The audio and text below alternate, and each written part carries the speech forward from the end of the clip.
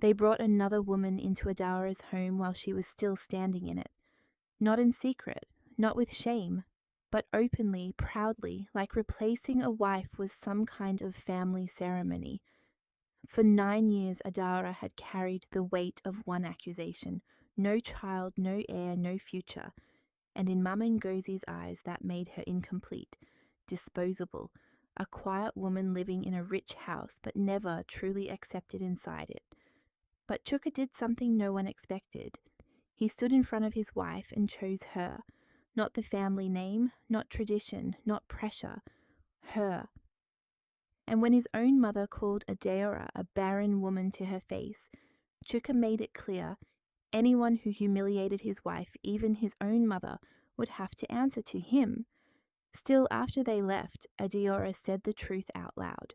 She was tired, not tired of love, tired of surviving inside a family that treated her pain like failure. At the fertility clinic, the answer was the same as always. Everything looked normal. Her body was healthy. Chuka's tests were fine, no obvious reason, no simple explanation, just year after year of silence where a child was supposed to be. And that was the cruelest part. If something had been clearly broken, maybe it could have been named, maybe it could have been fixed. But this was worse. Nothing was wrong, and yet everything hurt. Adara had reached the point where medicine felt helpless, and sympathy felt insulting. Outside, Chuka waited for her by the car. When she told him what the doctor said, he didn't blame her. He didn't pull away. He didn't speak like a man disappointed by his future. He reminded her of something she was starting to forget. He had married her for love, not for a child. But love, no matter how deep, could not silence the voices waiting for them at home. Before the mansion, before the money, before the staff and security gates, there had been a leaking room, unpaid rent, and 2 people trying not to fall apart. Back then, nobody wanted Chuka's name. He was just a broke man with impossible ideas and papers full of business plans no one believed in. But Adara believed. When landlords threatened, when hunger stretched across the week, when failure sat at their table like a third guest, she stayed. She sold food by the roadside. He ran around town chasing opportunity on an old motorcycle. At night, they shared leftovers and dreams in the dark. And in those days, when Chuka had nothing, he made her a promise. He might become rich one day, but he would never become unfaithful. That was the kind of man he was before money arrived, and that was the kind of man he remained. Then one day, the call finally came. A contract, an approval, a transfer. The kind of news that changes not just a bank account, but a whole bloodline. In a single moment, struggle turned into momentum. What began as one opportunity became a business, then a company, then an empire. The man who had once been ignored became the man people waited to impress. And the woman who had once begged landlords for more time now walked through the doors of a home built from her own sacrifice. But even in the middle of wealth, Adara knew something Chuka understood too. Money can change your address. It cannot change people's hearts. Sometimes it only reveals what was already there. At Adiora's birthday dinner, the room was full. Beautiful clothes, elegant lighting, expensive food, smiling guests. But underneath the celebration, the old wound was still alive. People whispered what they thought money had made acceptable to say. What good was all this wealth if the house had no child? What use was a marriage with no heir? Then Mama Ngozi arrived, and instead of blessing the moment, she buried it. She reminded Adara that, in her eyes, a woman's true worth was not measured by grace, loyalty, or sacrifice, but by what she could place in a cradle. That night, after everyone was gone, Adara confessed the fear she had never fully said out loud. She was afraid that without Chuka, she had no real protection, afraid that the family tolerated her only because he was alive, afraid that if he were ever gone, they would erase her from everything they had built.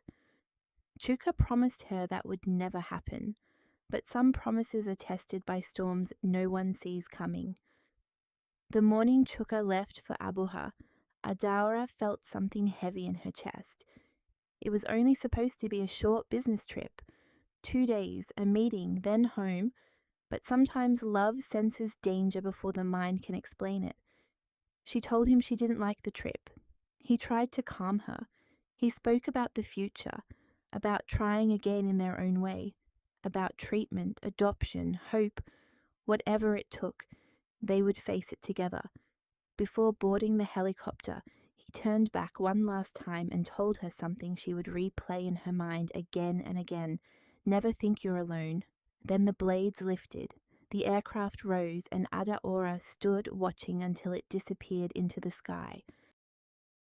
The news arrived through a television screen. A helicopter carrying billionaire businessman Chuka Ezenwa had gone down after a coastal storm.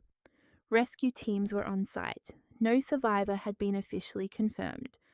Adara stopped breathing before she started screaming. She called him again and again, no answer. The room, the house, the world around her, everything turned numb. And before grief had even settled into her bones, the next blow was already arriving. Cars pulled into the compound. Voices gathered at the gate.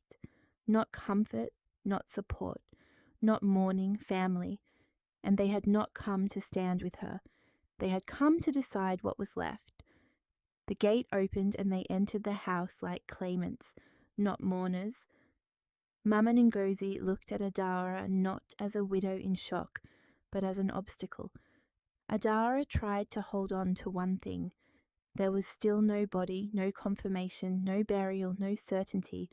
But certainty was not what the family wanted. They wanted control. To them, the house belonged to blood. The wealth belonged to lineage. And Adara, childless and alone, had suddenly become easy to erase. She reminded them she had been there before the money, before the gates, before the title. But to people obsessed with inheritance, memory means nothing, only possession, and they had come to take it. The drawers were open, the bedroom was searched. Keys were taken, cards were seized.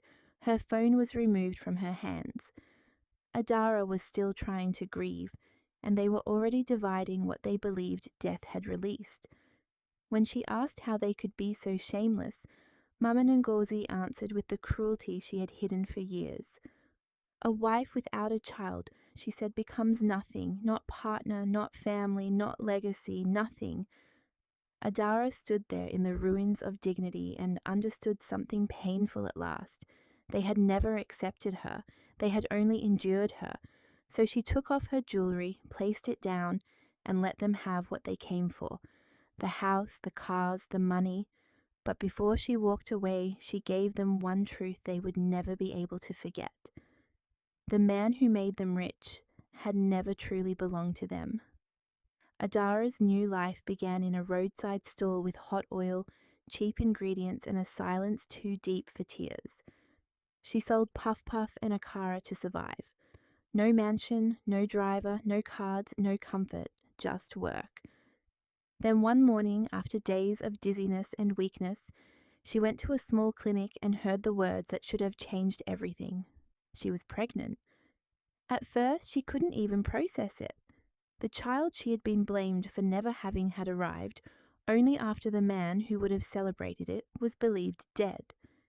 The timing felt cruel, wholly heartbreaking. She stepped outside and looked up at the sky as if grief could hear her.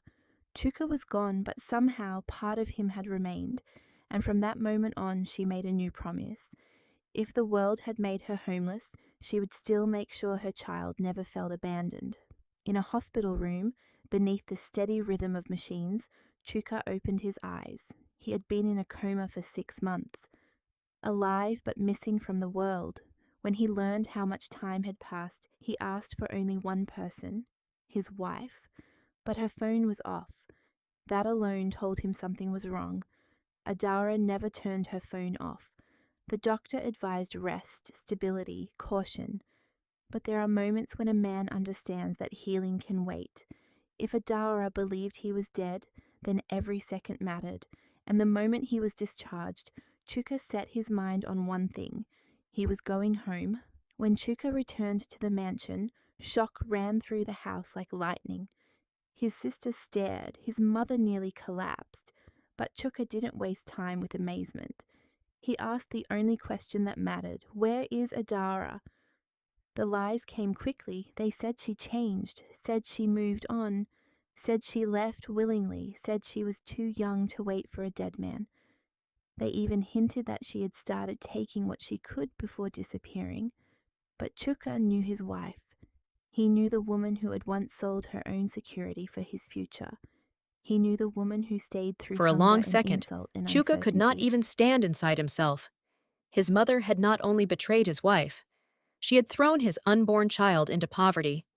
And once that truth settled in his chest, there was only one thing left to do: find her. Now. He found her at the roadside stall, standing over hot oil, serving strangers, carrying his child. For a moment, she didn't look up. Then she heard his voice, and the world stopped. The bowl slipped from her hands. Her body shook. Her eyes searched his face, as if she was afraid hope itself might disappear if she touched it too fast. But he was real. Late. Broken. Alive. When she hit his chest and demanded to know where he had been, Chuka didn't defend himself. He just held the woman who had suffered 6 months of death, humiliation, and survival without him.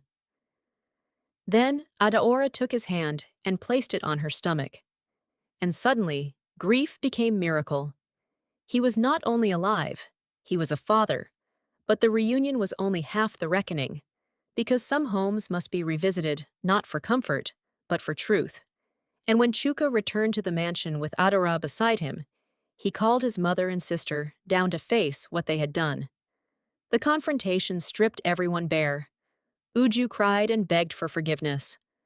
Mama Nzozi tried to dress her cruelty in the language of family, tradition, and concern.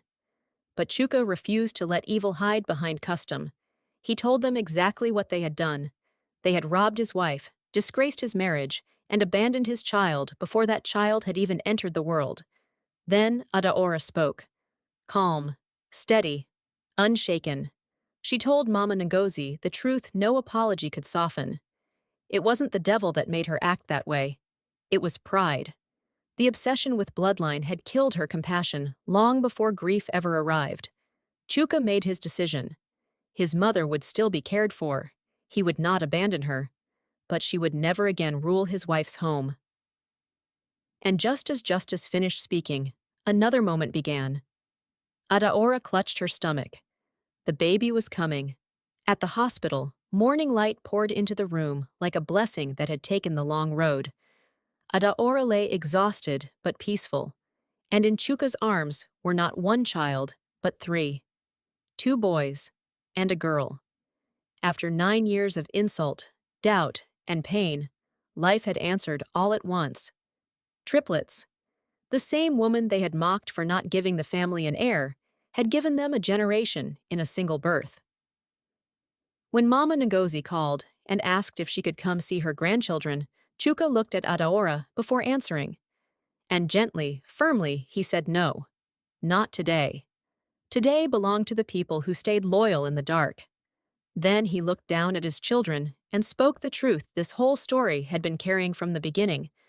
A man's real wealth is not in his buildings, his contracts, or the helicopter that once carried his name. His real wealth is the woman who keeps his name alive, even when the world has buried him. And a woman's greatest victory is not that the world finally approves of her.